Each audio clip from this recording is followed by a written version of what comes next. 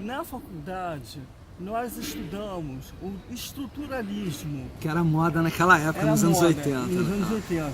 O que isso serviu para você na sua vida profissional? Eu entrei em várias faculdades, comecei muitas e concluí 2 graduações. Eu comecei Biologia na FRJ, Ciências Sociais na UF, atuação de teatro na Unirio, direção teatral na FRJ, como é que chama? Educação artística, 2 modalidades. Eu comecei licenciatura e comecei bacharelado em artes plásticas, em pintura. Eu sei que a Flávia é artista, eu sei, foi por isso que eu falei que eu comecei, mas não continuei. Mas eu pintei também, eu tenho quadros, depois eu mostro para vocês. Agora, eu pinto às vezes, mas eu concluí mesmo letras, português e grego na UERJ, onde a gente se conheceu, eu e a grande entrevistadora, que é a grande escritora, uma pessoa que eu admiro muito, que é a Cláudia, e a grande artista plástica que ilustra nossos livros também, que é a Flávia, irmã dela, que está me entrevistando aqui. E foi onde eu conheci, né, lá no Letras da UERJ. E depois eu fiz filosofia na UERJ, fiz especialização em filosofia moderna e contemporânea na UERJ, mestrado em literatura brasileira, esqueci, literatura brasileira na FRJ e a Letras Vernáculas. E doutorado em Ciência da Literatura, Teoria Literária na FRJ e pós-doutorado em Estudos Culturais no PAC, Programa Avançado de Estudos de Cultura Contemporânea, no qual pertence a Luísa Bartolando, um monte de gente bambamã lá no PAC também. Nesse pós-doc, eu fiz um livro. Pós-doc não precisa fazer livro, não tem defesa, nada disso, é molinho, sempre.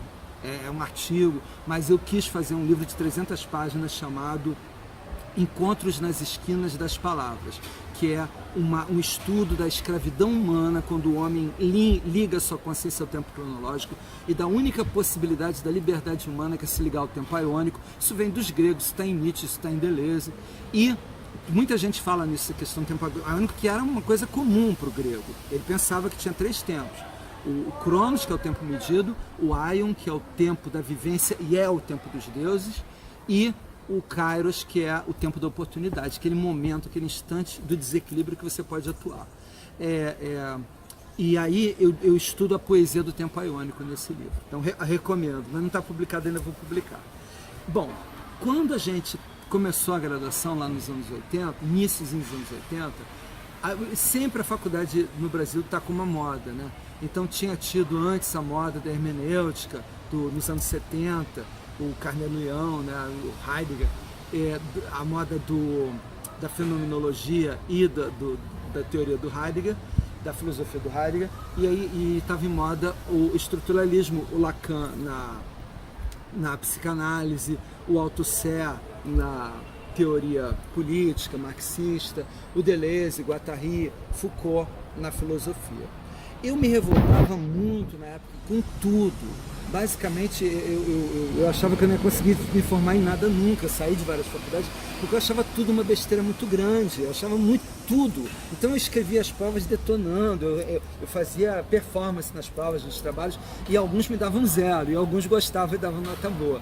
Então eu fui levando. Como eu comecei a namorar, você conheceu minha namorada na época, né? Conheci desde o início. A Dilza. Como eu estava namorando, eu comecei a namorar um namoro muito sério, eu ia para vê-la, porque ela estudava na mesma sala aqui, ó. E foi assim que eu abandonava, ficava um mês sem ir, depois não abandonava a namorada, abandonava a faculdade, depois voltava e tal.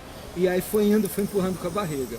Porque a faculdade é feita para você não fazer, ou é feita para te burrificar. Não há como fazer faculdade e pós no Brasil. Eu não conheço casos, e eu conheço muitos casos de aula em muito lugar. É feito para burrificar. Não tem como terminar a faculdade e não ser enquadrado ali, ser normatizado na burrificação, entendeu? Então tinha essa revolta com a teoria. Depois do mestrado, tudo eu fui fazer a prova só de sacanagem e acabei passando e tal. E aí, como tinha uma bolsa, na época isso tinha não, se fosse hoje também teria. A importância é muito grande, né? A bolsa, da bolsa, eu fui ficando. E aí eu fui tentando descobrir o meu caminho na teoria. Então tem 2 visões da teoria. Uma de odiar a teoria, enquanto eu estava nas graduações, e uma de eu começar a tentar escrever teoria, ver a teoria contra os olhos, com muita influência também no cara que eu conheci nessa época, que eu fui aluno dele. Ele foi para mim uma das pessoas que me salvou, que me deu a possibilidade, foi o Cláudio Piano. Não sei se vocês conhecem, um grande, você chegou a ver a aula dele, um grande professor de filosofia, o Cláudio, grande pessoa. Ele me mostrou que era possível ser um professor sem ser um programador de múmias, entendeu? Ele me deu uma profissão. O Cláudio e a Eliane. A Eliane me ajudou, estudando junto comigo, me mostrou, me acalmando um pouco. Não, é possível, vamos lá e tal. E o Cláudio mostrou como dar uma aula que não fosse burrificador, entendeu? E aí, com o Cláudio era totalmente Deleuze. Ele disse que olhava no espelho e via Deleuze. Ele era uma réplica do Deleuze.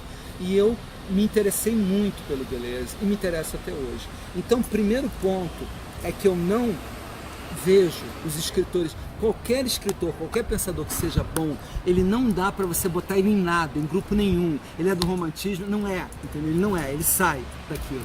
Vai ler Bakhtin, maravilhoso, sensacional, não dá para dizer nada. Ele não entra em padrão nenhum, não dá para, ele não é de grupo nenhum e ele não está fazendo uma teoria CD para fechar. É semiótica, é teoria da literatura, é linguística, é tudo isso muito mais, é Bakhtin. Quando ele é bom, ele nunca é saco de gado.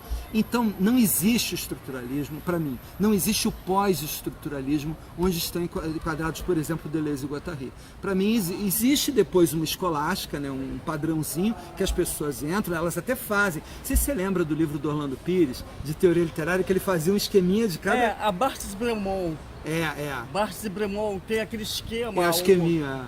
Em direção a Barthes, em direção a Bremont, a Júlia Kristeva. Mas, por exemplo, o Barthes é outro grandioso, né? Então, até hoje eu gosto muito de ler Barthes. E eu acho que eles só servem se você não transforma aquilo no esqueminha e você não vira um repetidor tolo daquilo. Um repetidor daquilo. Se você usa aquilo como uma espoleta para uma outra coisa. Nesse sentido, eu acho que o Deleuze é muito rico.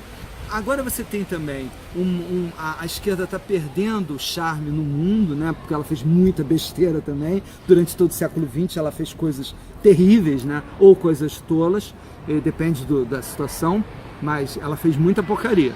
E não tem um grande pensador de esquerda novo. Não tem um grande pensador de direita também, a direita está muito defasada. Mas tem um pensador que é tomista, ele é seguidor de São Tomás de Aquino, logo ele segue Aristóteles e Platão na versão católica, que é São Tomás de Aquino, que é o Olavo de Carvalho. O Olavo de Carvalho é um grande pensador, é genial, ele é um gênio do pensamento, só que ele é tomista, não concordo, mas nenhum problema, eu estudo São Tomás, me delicio lendo São Tomás, me delicio lendo Aristóteles, eu leio sempre, me delicio lendo Platão, não tenho nada contra. Aquela coisa boba, metafísica, e daí? Tem metafísica, porque na medida em que você tiver um ponto, o que não for aquele ponto está fora daquele ponto. Então estamos aqui agora, o resto é metafísica, entendeu? Então, isso é bobeira marxista, na verdade baseada num preconceito que vem do século XIX. A ciência achou que tinha descoberto tudo e podia explicar tudo pela física e pela química, que é o positivismo. E aí as pessoas têm vergonha de ter uma percepção do mistério e de ter algum investimento no mistério. Isso é uma tolice. O homem sem a alma, sem o espírito, sem o mistério, é um animal, é o mais triste, é o único animal profundamente triste. Então, toda pessoa materialista, ela é um animal profundamente triste. É o único animal, porque todo animal, ele se satisfaz com sexo e alimento. Ponto final. Defesa, sexo e alimento. O homem não. O homem que pensa que é só matéria, procura cada vez mais sexo, alimento, proteção e consumo. E quanto mais ele tem isso, mais ele fica triste. Não que isso te deixe triste, mas isso não é o nosso fundamento. Então, nós precisamos, e é bom ter todas as satisfações materiais, mas nós precisamos de uma satisfação emocional, de carinho, de uma satisfação intelectual e de uma satisfação espiritual. Nada disso é dado pelo consumo.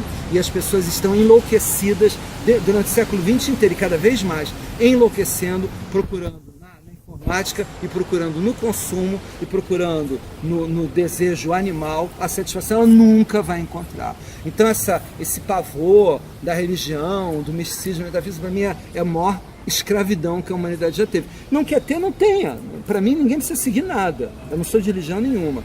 Agora, deixa as pessoas terem e respeita quando vier para você tanto o impulso do sentimento que nada disso, que não é desejo, não é instinto, não é consumo. Quando vier o sentimento, deixa rolar o sentimento, o afeto. Quando vier o intelecto, venha no intelecto, porque o homem sem intelecto é um bicho ridículo. E quando vier o espiritual, investe nisso, né? Essa é a ponte do homem. Então, para mim, esses preconceitos de que nem contra a direita, nem contra a esquerda, mas também nem a favor de nenhuma das duas, quero uma coisa melhor do que essas duas porcarias, entendeu?